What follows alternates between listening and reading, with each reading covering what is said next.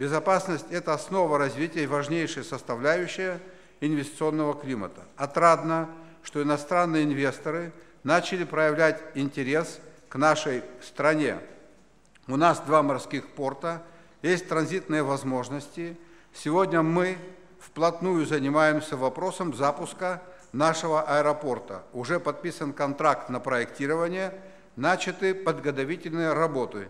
Я думаю, что в намеченные сроки аэропорт будет открыт. Крупные инвестиционные проекты реализованы во многих районах Абхазии. Открыт ряд туристических объектов. Это стало возможным благодаря частным инвестициям. А значит, в нашу страну и наше будущее верят. Уважаемые сограждане, все это время я чувствовал вашу поддержку.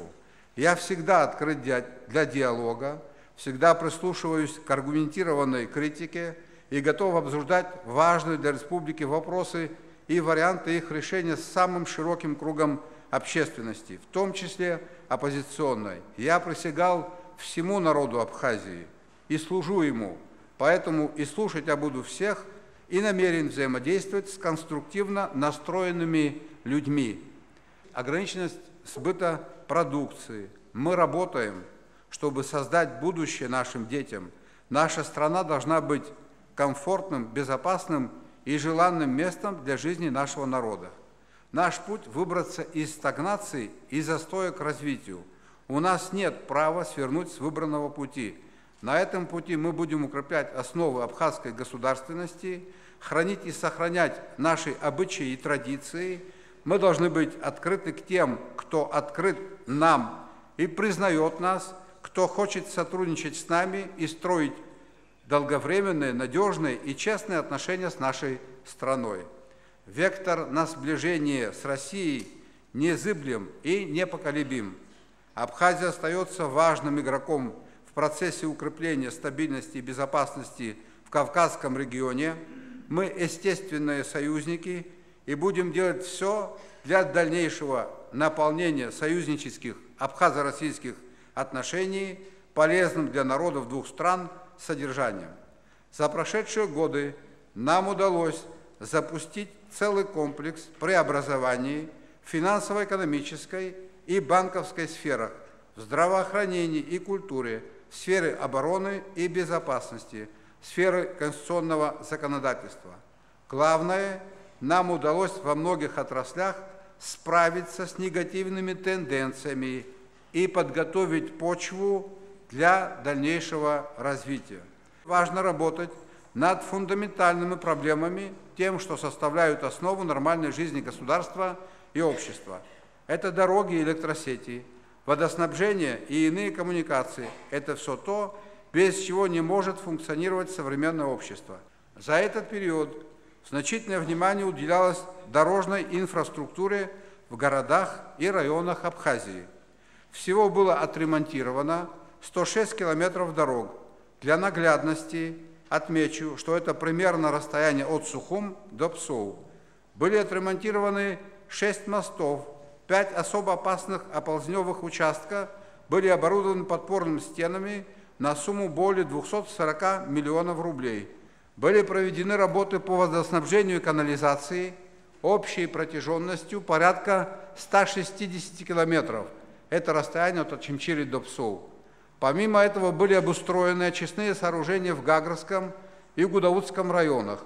Город Новый Афон впервые приобрел централизованную систему канализации, что позволит предотвратить сброс неочищенных сточных вод в море. В селах Куланрхуа, Абгархук, Звандрыбш и Мгудзрхуа были обустроены резервуары для воды и проложены водопроводы. В Агудзере, Гульрипше, Мачаре, Каштаке также были проложены водопроводы. В селе Мук обустроены 2 водозабора и пробурены скважины для питьевой воды. Также скважины пробурены в селе Тамышануарху, в отдельных районах города Сухум, города Ткварчал и Гагра решен ряд вопросов водоснабжения и водоотведения. Не менее 40 тысяч граждан, проживающих в городах нашей страны, наконец-то получили круглосуточный доступ к чистой воде, и у них перестала протекать канализация. Порядка 15 тысяч жителей наших сел также получили доступ к чистой питьевой воде. Более 1 миллиарда рублей ушло на эти цели.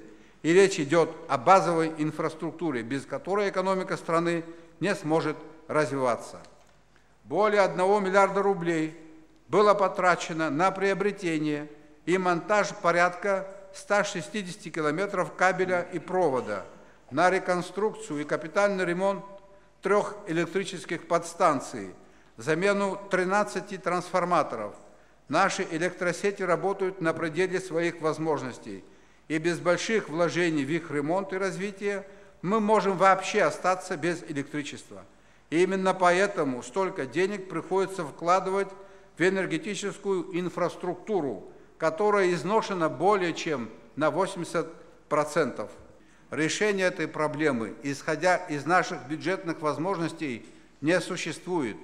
Для выведения энергосистемы из кризиса, по расчетам специалистов, проведенных в 2017 году, требуется не менее 20 миллиардов рублей, при том, что доля собственных средств в государственном бюджете Республики Абхазия составляет всего 6,5 миллиарда рублей.